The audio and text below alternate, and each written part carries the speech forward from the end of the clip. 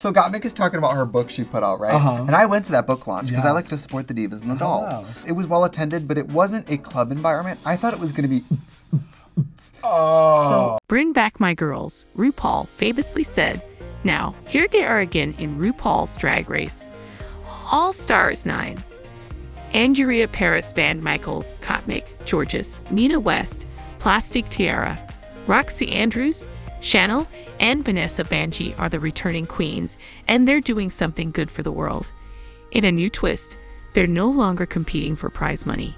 Instead, they're backing their favorite charities. The competition will follow a non-elimination format. Instead, each week we'll see the top 2 queens will earn benefactors badges. By the end of the season, the top queens with the most badges will compete for the crown, a space in the All-Stars Hall of Fame, plus prize money for their charity. The queens also receive a stipend for their wardrobe. Thinking with variety, RuPaul's Drag Race producer Tom Campbell said the show will be anything but boring. We're taking on charities that are very important, but we're doing it with love and laughter and silliness. This isn't a serious season. This is a hot season with some of the best drag you've ever seen. Nina West and Chanel joined Campbell to discuss what made them want to compete this season and what audiences can expect from the competition.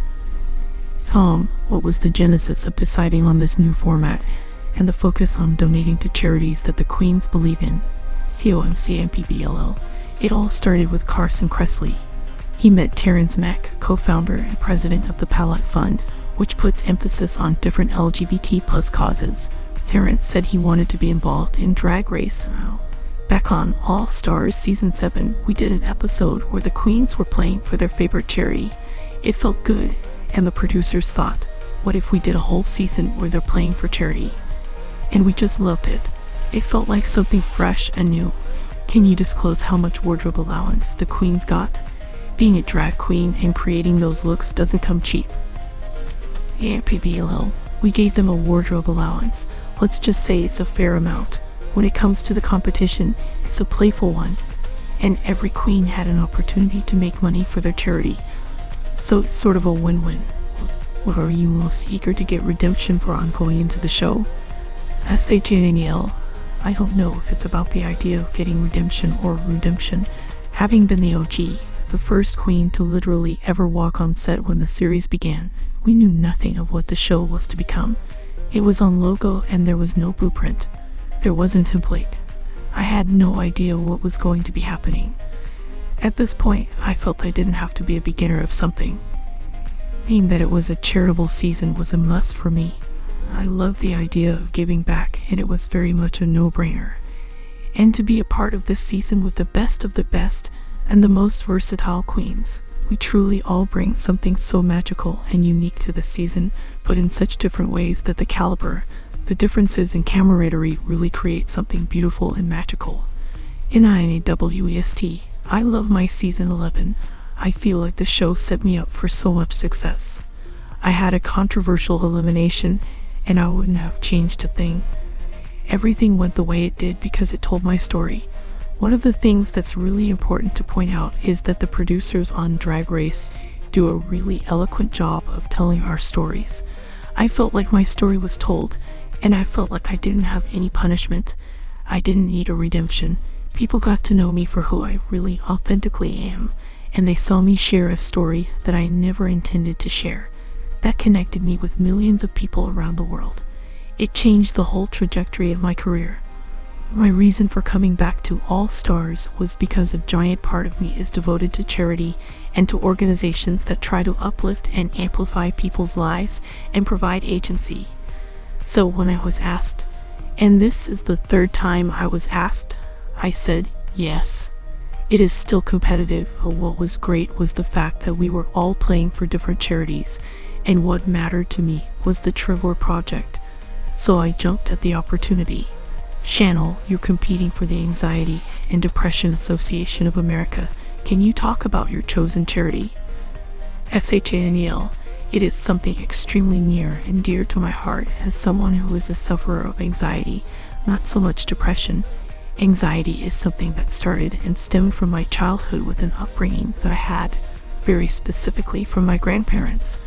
There have been times in my life when I was getting an anxiety attack, and some of the normal things that happen to you when you have an attack, such as deep sweats and heart palpitations. When 2020 hit with the world shutting down, and as someone who suffers from health anxiety, it was the ultimate state of paranoia. I ended up getting involved with therapy and went through 3 different therapists. It was a matter of let me prescribe you a pill, and that was extremely frustrating to me because this isn't about a pill. This is so much deeper and something that needs a voice.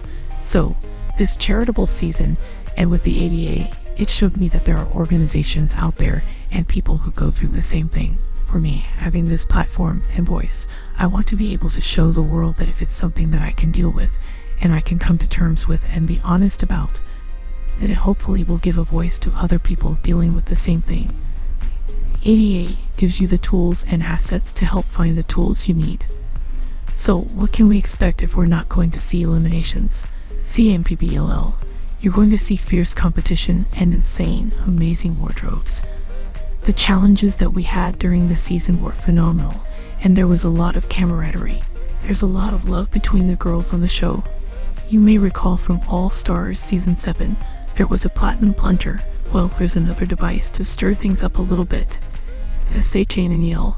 Tom and I have been together since day 1, but it's crazy to think what the show has become, and that drag is not so taboo anymore. It's so mainstream, and thank God for queer culture, and so many celebrities embracing drag in the art form and putting it out there. I always encourage getting out there and voting. It's an election year, and it's never been more important for voices to be heard and to get out there and stand up for what you believe in. RuPaul's Drag Race. All Stars. Who is competing in the historical Season 9? Although it hasn't been long since the finale of RuPaul's Drag Race Season 16, fans of the franchise are already being treated to its most popular spin-off, RuPaul's Drag Race All-Stars. Unlike a regular season of Drag Race, which includes all new competitors, All Stars is a fan favorite because it brings back familiar faces whose drag has undoubtedly evolved from the last time they entered the workroom. Another difference from the original series comes in All Stars having a top queen of the week who eliminates one of the bottom queens, taking power out of the host and main judge RuPaul Charles's hands and into those of the players. Adding to these fun twists is that this season of All Stars is doing something no season has done before, donating the prize money of $200,000 to the winning queen's charity of choice. Another twist: no queens will be eliminated in Season 9. RuPaul's Drag Race first premiered in 2009 and it has since expanded to a worldwide franchise, including competitions in Australia, Mexico, New Zealand, Canada, France, Thailand, Spain, and Brazil. RuPaul's Drag Race All Stars was the first spin-off of the series, premiering in 2012 and featuring a format different from that of its following seasons, as the returning queens competed in pairs. The series has continued to evolve, as it has had a season with 2 winners and an all-winners competition, which was also groundbreaking in its inclusion of a contestant who'd won her season in another country. For the recently announced cast of RuPaul's Drag Race All Stars Season 9, as well as what charities they'll be competing for, check out the list below. Season 14's Jorgeous is one of the few queens RuPaul has ever deemed born for drag. An incredible lip syncer and dancer, Jorgeous was able to fight her way out of the bottom on 4 occasions due to these insane skills. In addition to being a born performer, Jorgeous also excelled as a fashion queen, winning a design challenge in Season 14. Jorgeous will compete in All Stars to support the National Alliance on Mental Illness, the nation's largest grassroots mental health organization. The National Alliance is on a mission to create a better life for the millions of people in the United States who suffer from different mental illnesses. The organization offers a helpline, hosts awareness events, support groups, and provides education materials on its website. Channel, the first Ru girl to ever walk into the workroom, Channel comes back to the main stage all the way from Season 1. Channel is also no stranger to competing in All Stars, as she was a part of All Stars Season 1. Channel has a terrific track record both times she's competed, as she finished in the top 4 on both Drag Race and All Stars. Channel will compete to give the Anxiety and Depression Association of America, ADA, the grand prize. This organization has the goal of preventing, treating, and curing anxiety disorders and depression. Their website's resources include help finding a therapist, the ability to read personal success stories of some of their community, and a list of helpful blogs, books, and webinars you can attend. Gottmik. Fashion icon Gottmik is returning with more jaw-dropping looks for All Stars Season 9. Originally from Season 13, Gottmik was not only a hugely gifted designer and sewer, but also an incredible makeup artist and comedy queen. Some of Gottmik's most memorable moments included their endless number of show-stopping runway looks as well as their Snatch Game performance with Paris Hilton.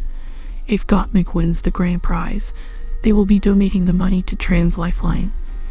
During their original season, Gottmik made RuPaul's Drag Race her story as the first transgender male contestant, finishing in the top 4 alongside fellow finalist Rosé. Trans Lifeline's mission is to help trans people connect with a supportive community, both through the Trans Lifeline hotline and through offering financial support to trans people experiencing hardships. Roxy Andrews. Like Chanel, Roxy Andrews is another repeat All-Stars player after having participated in Season 2 of the spin-off. Originally from Season 5 of Drag Race, Roxy finished in the top 3 of her original season, with a standout moment being her Snatch Game performance as Tamara Braxton, as well as winning the first Maxi Challenge in both Drag Race and in her season of All Stars. Roxy is in it to win it for Miracle of Love, an organization founded in Orlando, where Roxy currently lives. Miracle of Love's mission is to provide HIV/AIDS prevention assistance to Central Florida residents. Founded in 1991, the organization provides medical testing, case management help, permanent housing placement (PHP), and support services. Andrea Paris Van Michaels. Top 5 finisher Andrea Paris Van Michaels joins the All-Stars cast. Memorable for her glamorous runway looks, pageant queen Andrea is from Atlanta, Georgia, and won 2 Maxi Challenges during her original season. After her time on Drag Race, Andrea has had continued success in her career, even appearing in an episode of Dynasty as herself. If she comes first, Andrea plans to donate the winnings to the National Black Justice Collective.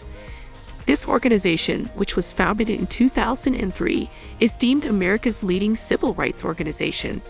Their mission is to empower Black, gay, lesbian, bisexual, transgender, queer plus, and same-gender loving LGBTQ plus people through research, education, federal policy changes, and coalition building. Plastique Tiara. Upon her entrance into the workroom in Season 11, Plastique Tiara solidified herself as a fashion queen with impeccable taste. Highlights of Plastique's Season 11 run included her winning a difficult design challenge, having a heart-to-heart with Ru, and having her drag mother, Alyssa Edwards, stop by to give the queens a lesson in walking the runway. Since Drag Race, Plastique has been a performer in both RuPaul's Drag Race live shows, the Work the World Tour, and RuPaul's Drag Race Live. Plastique will be playing for the Asian American Foundation, the AF. This organization was founded in response to a heartbreaking rise in anti-Asian violence and hate crimes. Their mission revolves around investing in the Asian American and Pacific Islander communities within the United States in order to reverse the negative stigmas that have been causing these terrible crimes. Nina West, Plastique's Season 11 sister, Nina West is returning to the workroom, ready to make us laugh again. Nina was a ray of light throughout her original season, even winning the Miss Congeniality prize at the Season 11 finale. A hilarious comedy queen, Nina was always sought out by her fellow cast members whenever a comedy or improvisation challenge arose, and her performance in the Magician Acting Challenge was a huge highlight for her during her run on the show. If she takes the crown, Nina will be donating her winnings to the Trevor Project, which is a non-profit organization that assists LGBTQ+ youth.